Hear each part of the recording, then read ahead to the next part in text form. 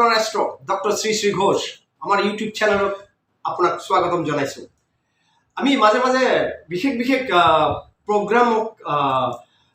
Programme বনাই পেলাই আমি আপলোড কৰি থাকোঁ আৰু আজিৰ প্ৰগ্ৰামটো আজি যে বিষয়টো লৈ কথা পাতিম এইটো খুব গুৰুত্বপূৰ্ণ। কাৰণ কি হৈছে, শনি মহাৰাজ শনিদেৱ বা শনি গ্ৰহ এখেতে হৈছে কৰ্মফলদাতা। কৰ্মৰ ফল দিয়ে, আপুনি মই যিটো কৰ্ম কৰিম সেই কৰ্মৰ ফলটো শনিদেৱে দিয়ে। আৰু তেখেতে হৈছে ন্যায়াধীশ, আৰু এই ন্যায়াধীশ অহা শনিবাৰ দিন ইয়ানি 30 নৱেম্বৰ 2024 শনিবাৰ অমাৱস্যা হৈছে আৰম্ভ হৈছে এইদিনা। তো এইদিনা শনি অমাৱস্যা বুলি কোৱা হয়, আৰু শনি অমাৱস্যাত শনিদেৱৰ যিটো পাৱাৰ, যিটো ষ্ট্ৰেংথ অধিক বাঢ়ি যায়। কিয়? কাৰণ হৈছে শনিদেৱক সদায় এন্ধাৰত পূজা কৰা হয়। চাব, শনিদেৱক ৰাতিয়ে পূজা কৰা হয়। শনিদেৱ হৈছে সূৰ্য পুত্ৰ, সূৰ্য আৰু ছায়া দেৱীৰ পুত্ৰ। কিন্তু সূৰ্য আৰু শনি কেতিয়াও একেলগত নাথাকে, কাৰণ তেখেতৰ দুইজনৰ ভিতৰত খুব এটা ভাল সম্পৰ্ক নাই। দুইজন দুইমুখী থাকে।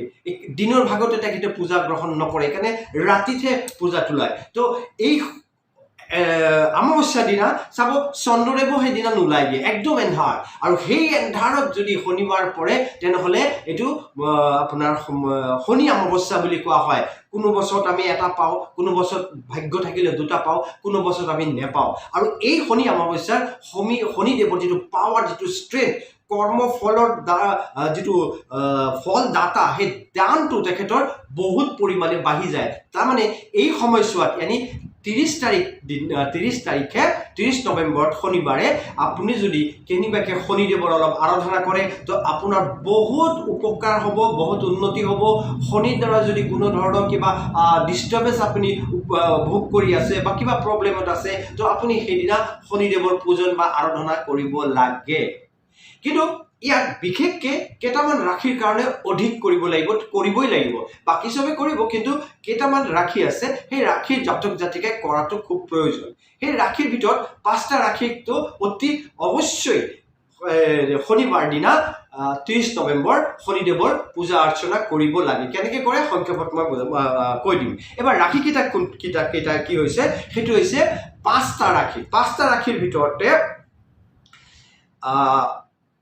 মকৰ, কুম্ভ আৰু মীন, যাৰ 60 চলি আছে, আৰু বৃশ্চিক আৰু কৰ্ক ৰাশি, ইয়াত ঢাইয়া চলি আছে।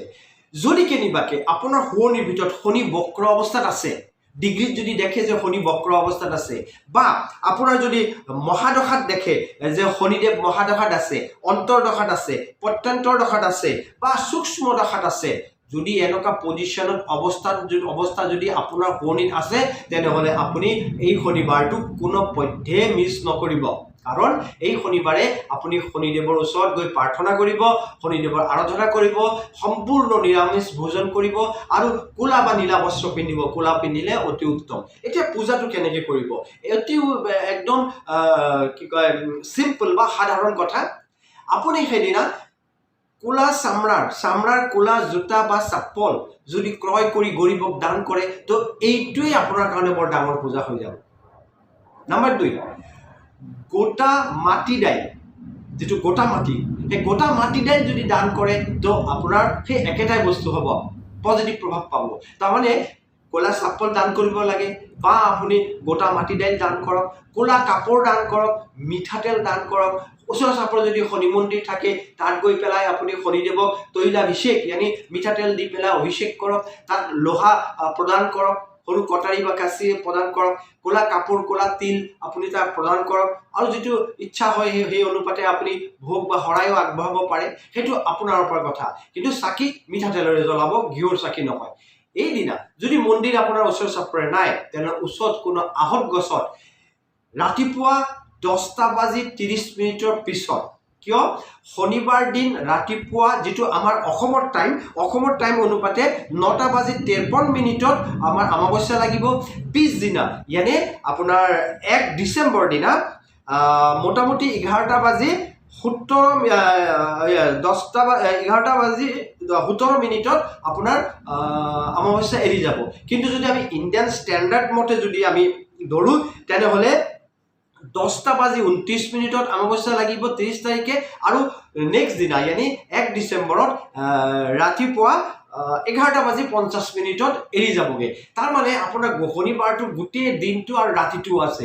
আপুনি এই 10:30টাৰ পিছত যিকোনো সময়তে আপুনি ঘৰৰ ওচৰত যিকোনো আহত গছৰ গুৰিত মিঠাতেলৰ চাকি প্ৰদান কৰক, মিঠাতেল প্ৰদান কৰক বা গোটা মগু দাইলো অলপ তাত প্ৰদান কৰিব পাৰে। তো এইকেইটা বস্তু যদি কৰে তেতিয়াহ'লে অতি উত্তম হয় আৰু পজিটিভ প্ৰভাৱ হয়। ইয়াৰ কাৰণে 2 ধৰণৰ মন্ত্ৰ আছে। আপুনি যেটোকে ভাল পায় সেইটোকে গাব। মই মন্ত্ৰ দুটা গাই দিছোঁ।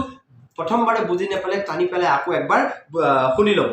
প্ৰথম মন্ত্ৰ হৈছে ওম ঐং হ্ৰিং শ্ৰীং শনিশ্চৰায় নমঃ। এইটো এটা মন্ত্ৰ হ'ল। আৰু বীজ মন্ত্ৰটো ওম প্ৰাম প্ৰেম প্ৰোম শনিশ্চৰায় নমঃ।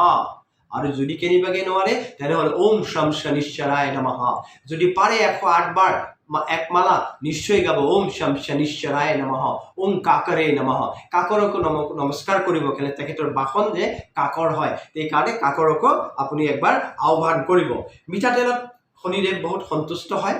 তো যিকেইটা মই গ্ৰহ ৰাশিৰ নাম ক'লো সেইটো হৈছে মকৰ, কুম্ভ, মীন আৰু বৃশ্চিক আৰু কৰ্ক ৰাশিৰ জাতক জাতিকাই আপোনাৰ ৰাশিটো চাই পেলাই আপুনি শনিবাৰ দিন ভেজ নিৰামিষ খাই ক'লা বস্ত্ৰ পিন্ধি গোটেই দিনটো আপুনি বেলেগ বস্তু উল্টা পুল্টা নেখাব আৰু শনিদেৱৰ মন্দিৰ দৰ্শন কৰক, মিঠাতেলৰ প্ৰদান কৰক, আহত গছতো মিঠাতেলৰ চাকি দিয়ক, এই কামটো কৰক। তো এইটোৱে ইমানটোতে শনিদেৱ সন্তুষ্ট, আপোনাক পজিটিভ প্ৰভাৱ দিব। ইয়াৰ বাহিৰত দুটামান কথা আছে। সেই কথাটো হৈছে যদি কেনিবাকে আপুনি আটা দি বনাই পেলাই ৰুটি কুকুৰক খুৱায় তো অতি উত্তম। ৰাস্তাৰ যিকেইটা কুকুৰ ঘূৰি ফুৰে কুকুৰক খুৱায়, ক'লা কুকুৰ হ'লেতো অতি উত্তম, আৰু নহ'লে আপুনি নৰ্মাল কুকুৰকো ৰুটি খুৱাব পাৰিলে অতি উত্তম সেইদিনা, ইয়ানি 30 নৱেম্বৰ দিনা। তাৰ লগে লগে মই আৰু এটা কথা আপোনাক জনাই দিছোঁ যে মেঘ ৰাশিত মীন ৰাশিত 2025-ত 29 মাৰ্চ 2025-ত শনিদেৱ তাৰ ঘৰ পৰিৱৰ্তন কৰিব, ইয়ানি ৰাশি পৰিৱৰ্তন কৰিব, ইয়ানি তেখেতে ট্ৰানজিট কৰিব। আৰু ট্ৰানজিট কৰাৰ লগে লগে দুটামান ৰাশিৰ ঢাইয়া আৰু চাই চাতি লাগি যাবগৈ। আৰু এই সময়ছোৱাত যে ঢাইয়া আৰু চাই চাতি লাগি যাব, আৰু তাৰ কাৰণে আমি সূৰ্যৰ যিটো অমাৱস্যা, সেই শনি অমাৱস্যা আমি বহুত দিন পিছতে পাম। এইকাৰণে মাৰ্চত যে 29 তাৰিখে শনিদেৱৰ গোচৰ হ'ব সেইটো, আৰু সেইদিনা সূৰ্যগ্ৰহণ আছে, তাতো এটা বৰ ধুনীয়া সময় আমি পাম। তাৰ কাৰণে আমি বেলেগ ভিডিঅ' আপোনাৰ আপলোড দিম। তো এতিয়া শনিদেৱৰ এই শনি অমাৱস্যাতে মেঘ ৰাশি, ধনু ৰাশি আৰু সিংহ ৰাশি, এই 3টা ৰাশিৰ জাতক জাতিকাও কিন্তু এই যিকেইটা কৰ্ম ক'লো সেইকেইটা যদি কৰে তো অতি উত্তম, ভাল লাভ হ'ব, চাকৰি পদোন্নতি হ'ব, চাকৰি বিচাৰি থকাৰ চাকৰি লাভ হ'ব, ব্যৱসায়টো উন্নতি হোৱাৰ সম্ভাৱনা আছে, ঘৰ মাটি ব্যৱসায় এইবিলাক উন্নতি হোৱাৰ সম্ভাৱনা শনিদেৱে সদায় দিয়ে। শনিদেৱে জ্ঞান বুদ্ধি টকা পইচাও দিয়ে, শনিদেৱে ইনকাম লেভেলটো চায়। তো গোটেই কথাটো হ'ল ইমানটিয়ে যে 30 নৱেম্বৰ শনিবাৰ দিনা শনি অমাৱস্যা, আৰু তাত আপোনালোকে যদি শনিৰ আৰাধনা কৰে তো অতি উত্তম ফল পাব, অতি ধুনীয়া ফল পাব। আৰু আমি আমাৰ অনুষ্ঠানটোক সামৰণি মৰাৰ আগতে এটা অনুৰোধ কৰিম, যাওঁতে আপুনি নিশ্চয় আমাৰ চেনেলটোক ছাবস্ক্ৰাইব কৰিব, আপুনি লাইক কৰি পেলাই শ্বেয়াৰ কৰিবলৈ নেপাহৰিব, আৰু বেল আইকনটো একবাৰ বজাই দিব। যদি কোনো ধৰণৰ এষ্ট্ৰলজিকেল আলোচনা কৰিব বিচাৰে, জ্যোতিষী বিষয়ে যদি কিবা আলোচনা, আপোনাৰ জন্মপত্ৰী বা শনি বিষয়ে কিবা যদি আলোচনা কৰিব অনুভৱ কৰে, তেনেহ'লে তলত দিয়া নম্বৰত একবাৰ যোগাযোগ কৰি আপোনাৰ বুকিংটো কনফাৰ্ম কৰি ল'ব। ধন্যবাদ থাকিলে, নমস্কাৰ।